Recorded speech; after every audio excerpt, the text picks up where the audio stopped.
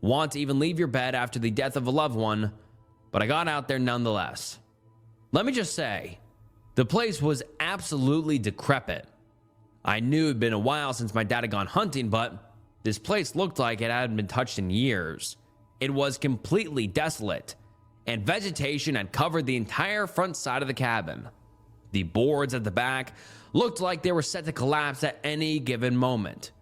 A rickety porch swing lay on the front porch, suspended on the one side by the chain that hadn't snapped yet. Pushing the door open, what hit me first was the smell.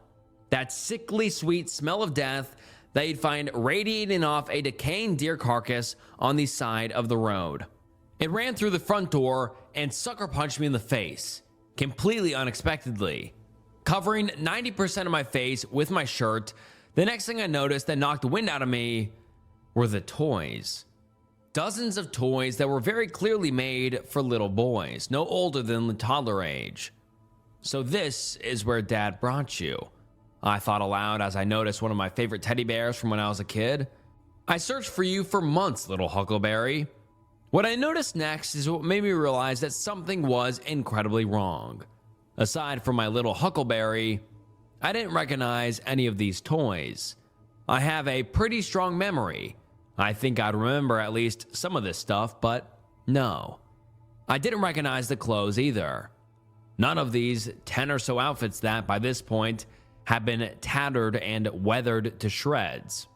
They all just lay randomly sprawled across the floor of the cabin, covered in dirt and grime. As I explored further into the cabin, the smell of rot became more and more present until finally, I found its source. In a huge pile in the corner of the kitchen area were dozens of rodent carcasses.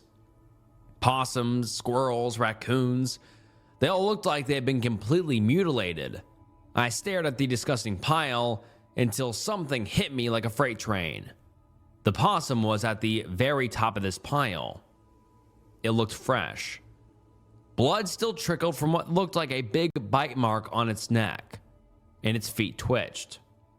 All at once, the smell and blood became too much, and I began to get dizzy. I leaned over into the sink and started puking my guts up, shivering from the force. In between my heaves, I couldn't shake the feeling that I was being watched.